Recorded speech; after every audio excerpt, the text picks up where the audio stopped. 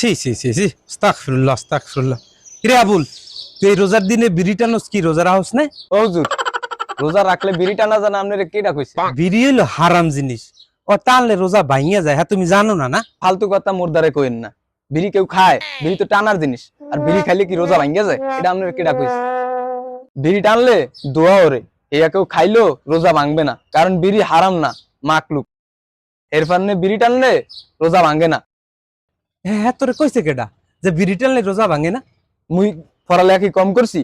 হাদিসে আমপরার মধ্যে মুই পড়ছি। হ্যাঁ, আল্লাহুম্মা বারিকালা ফিমা বিরিকানা, কে আপনি জানেন না? বড় বড় মাওলানারা কয়। হ্যাঁ বুঝতাম রে। হ, ও তো আমার এখন মনে পড়লো, বিড়ি তো বাতাস, ও খাইল তো রোজা ভাঙার কথা না।